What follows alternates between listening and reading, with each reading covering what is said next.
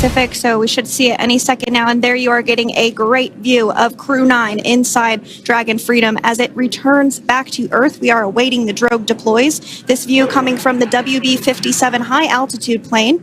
And there you see it on your screen, drogue deployment. Drogue descent rate nominal. You can hear the crowd here. Visual on 2 healthy drogues. The crowd here very excited as Dragon Freedom continues to make its way back to planet Earth.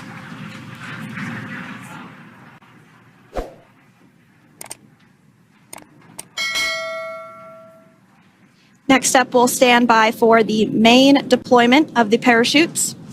The mains are quite a bit larger. You'll be able to notice the difference on your screen once they deploy, and they continue to ensure that the Dragon spacecraft slows down even further.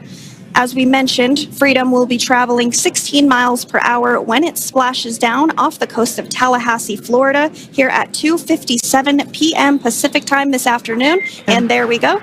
We have visual on 4 healthy mains. That view was from inside. Freedom copy.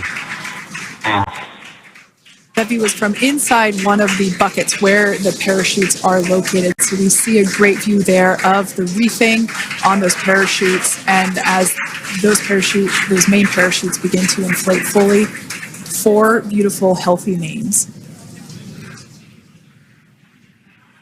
Now awaiting visuals of splashdown. Freedom, 1,000. We'll start to hear Commander Nick Hague. Copy, 1,000.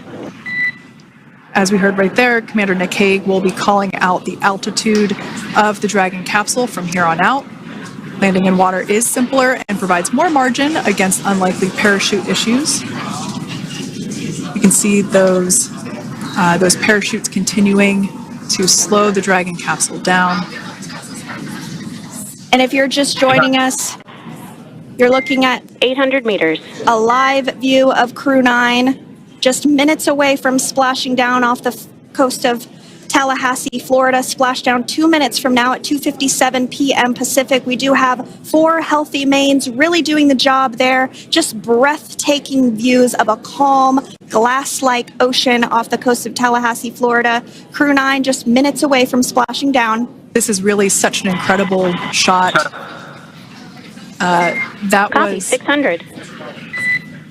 That was a live view from our recovery vessel, Megan, which is stationed a couple miles away from the splashdown site. We can see the crew there using their restraints as resting places for their arms. They were just in space moments ago, so their arms were able to float freely. 400 meters.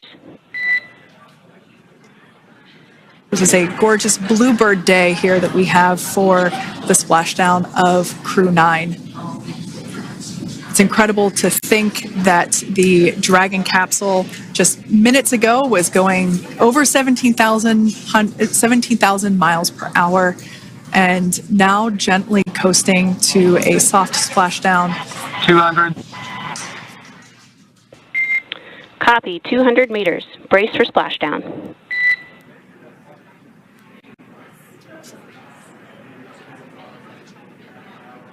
As you can see there on your screen, continuing to monitor progress of the Dragon spacecraft. And we're going to stand by for splashdown located in the Gulf of America off the coast of Tallahassee, Florida.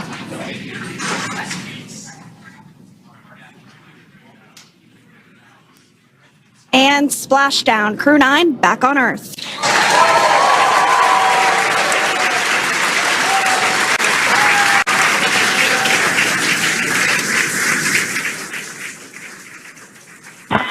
And SpaceX Freedom, splashdown. Good main release. Copy, splashdown. We see main chutes cut. Nick, Alex, Butch, Sunny, on behalf of SpaceX, welcome home.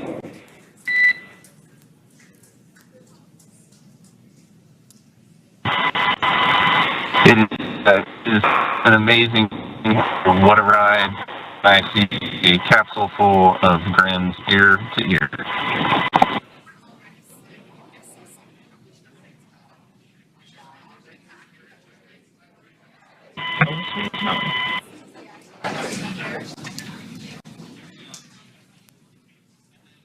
And as you can see on your screen, we have visual confirmation of splashdown. Dragon Freedom has returned home, and NASA astronauts. System safety verifications are in progress.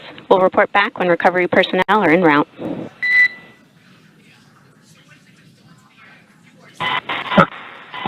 Understand. And, we're in section 2, 4.800 landing response. And looking for your words on if it is necessary.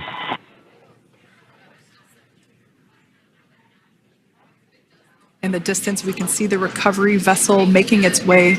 Copy, you're in section 2 for the environmental assessment in 4.800. That is not necessary today. Understand. Raise and buzz. So we will continue to have communications between the Corps and Nick Hague, the commander of Crew Dragon Freedom, which just splashed down 2 minutes ago off the coast of Tallahassee, Florida. Dragon Freedom has returned home with NASA astronauts Nick Hague, Sunita Williams, Butch Wilmore, and Roscosmos cosmonaut Alexander Gorbanov. They're back on Earth after approximately 17 hours of a return journey from space. The SpaceX recovery ship and team have been waiting for Dragon's splashdown, and they will now make their way to the splashdown location. The teams have been ready and waiting about 3 nautical miles away, so it's going to take them about 30 minutes or so to make their way and to SpaceX Freedom. Pretty sure we're in stable 1. Copy, stable 1. We see the same. It's going to take about 30 minutes for the recovery team to make their way over to Nick, Sunny, Butch, and Alexander, who are still seated and secured inside that Dragon spacecraft there on your screen. Incredible views there of that thermal protection system, or TPS. That Dragon capsule was pristine, white color before it departed the station, and we can see how the reentry phase, the thermal protection system did its job. Now, if you're wondering what that hole, that like bucket area is, that is underneath the side hatch. That is where the main parachutes were stored. So when we saw the Dragon capsule docked at station, it looked very different. The panel that protects and covers the main parachutes, that was still intact, as well as the panels that enclose where the drogue parachutes are located. We can see those fast boats. SpaceX's go for recovery personnel to approach. Expect personnel alongside in the next few minutes. Freedom copies. We can see those fast boats. We weren't kidding when we said they were fast. While it does take about 30 minutes for the main recovery vessel to make its way over to the capsule, these fast boats will be doing a couple of things simultaneously. A couple of them are going to be working to retrieve the parachutes that you see in the background there of this drone shot. Those parachutes will be retrieved from the ocean surface. We want to make sure we are able to pull those out. The recovery vessel there closest to the spacecraft is going to be performing some safety checks. We can see there they're using an instrument that is basically working to detect if there are any hypergolic vapors or fumes that are still residing in and or around the Draco thruster nozzles or outlets. The hypergolic fuel, which is necessary for on-orbit burns to maneuver the spacecraft. Unfortunately, those hypergolics are unable to be breathed. They are toxic, and so this team here is doing those initial safety checks to make sure that it is safe for the rest of the recovery team to approach the spacecraft. They're also checking to make sure that any residuals from the pyros are safe and are not going to cause any issues. We can see the team working their way around the spacecraft to do these basically these sniff tests on all of those Draco thrusters. And as we continue to await the recovery of our Dragon spacecraft with NASA astronauts Nick Hague, Sunny Williams, Butch Wilmore, and Roscosmos cosmonaut Alexander Gorbanov inside, Dragon has autonomously completed several steps to safe itself following splashdown. We are continuing to see Dragon in what is known as stable 1 configuration. That's kind of the ideal configuration following splashdown. It's upright, and the Dragon capsule is in the right configuration for it to be hoisted into the recovery vessel Megan, which you do see a little ways off in your screen approaching. Dragon will continue to remain live on air with you through that recovery process, all the way through the point where the crew is extracted from the Dragon spacecraft. Now, if you are just joining us, the mission has gone smoothly so far. Dragon successfully splashed down off the coast of Tallahassee, Florida at 2:57 p.m. Pacific, 5:57 p.m. Eastern Time this afternoon. Approximately 17 hours prior to splashdown, Dragon autonomously undocked from the International Space Station, completed a series of departure burns, jettisoned its trunk section, and performed its final burn, the deorbit burn. This placed the Dragon spacecraft on a trajectory toward Tallahassee, Florida. Dragon successfully re-entered the Earth's atmosphere, followed by deployment of its parachutes to slow the spacecraft down to a gentle splashdown. We're now going to follow the Freedom. Hypergol sweeps and unfired ordnance checks are nominal. Rigging is in progress. Approximately 25 minutes until capsule lift. Stand by for PMC with SpaceX flight surgeon.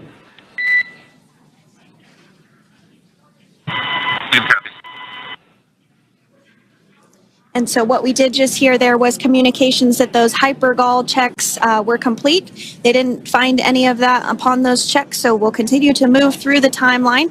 Next up is a process called rigging, which you see happening right now on your screen. This is when a SpaceX recovery personnel actually works to climb aboard the capsule and work through procedures ahead of lifting onto the nest of the recovery vessel Megan. We heard it's going to be about 25 minutes or so until that lift actually takes place.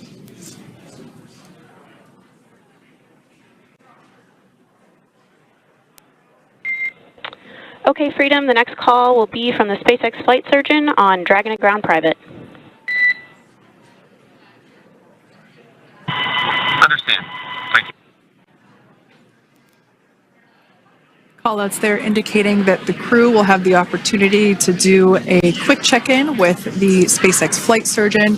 This is standard procedure for every Dragon spacecraft when it returns to Earth. It's just an initial check-in, make sure everybody is doing okay. They will also have another check-in with the flight surgeon once they are on board that recovery vessel that you see there in the background. We can now see that SpaceX recovery team member they're on top of the Dragon spacecraft. They are going to be working to install plugs in the Draco thrusters to ensure that none of those, and to ensure that no more hypergolic fumes or vapors come out from the spacecraft. They'll also place harnessing around the spacecraft that are required in order to lift it out of the water. Go ahead, Sandra. Continuing to get some views of the recovery personnel, both the main recovery vessel Megan, as well as some of those fast boats that we've discussed previously. It looks like just a beautiful day there out off the coast of Tallahassee, Florida. Weather was pristine. We were able to get undocked from the International Space Station as expected at 10:05 p.m. Pacific time yesterday evening, and Crew Dragon has since completed steps ahead of its splashdown at 2:57 p.m. Pacific, and we're now stepping through procedures to get Dragon hoisted up onto the Megan recovery vessel and get the crew extracted out of the spacecraft. And you did see some of the parachutes that were near the spacecraft. Upon detection of landing, Dragon automatically releases those main parachutes to prevent wind from pulling the spacecraft. Dragon then automatically safes any pyrotechnics that may still be present on the vehicle and may automatically perform additional minor system reconfigurations. The astronauts will remain seated and in their suits at this point, but the onboard air conditioning keeps things temperature controlled inside the spacecraft so the crew remains comfortable, and the communication systems. Freedom, SpaceX, comm check. SpaceX, this is Freedom. Yeah, loud and clear. Copy that, Freedom. Have you loud and clear as well, and Dragon to ground is no longer private. Understand. Thank you. As we saw there on the screen, we have a couple of fast boats in the recovery fleet that have quickly moved into the splashdown location. They are being followed by one of the main recovery vessels, which will move into position upwind of the spacecraft. The two fast boats have very specific roles. Excuse me. The first approach is focused on immediate safety inspection, as we saw. They do this for spacecraft integrity and checking for any presence of those hypergolic propellant vapors. And this ensures that it is safe for the recovery vessel to approach Dragon.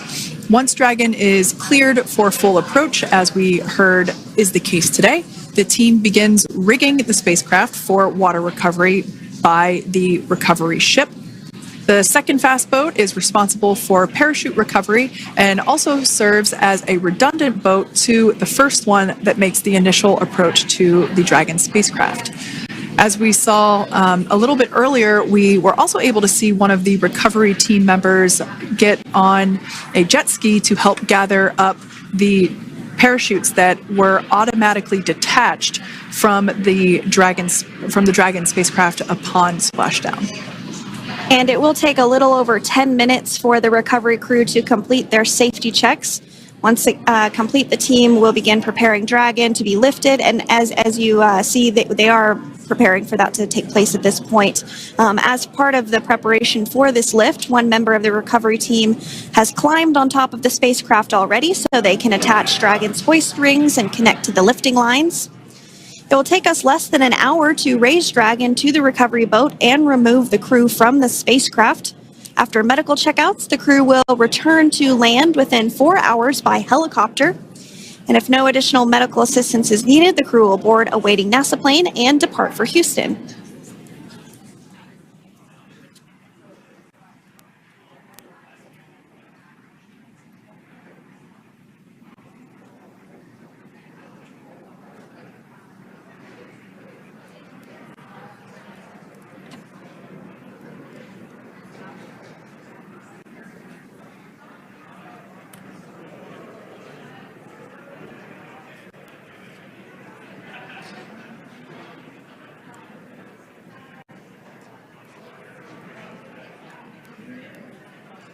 And as we continue to await Dragon to be hoisted up onto the ship, we have a very special treat.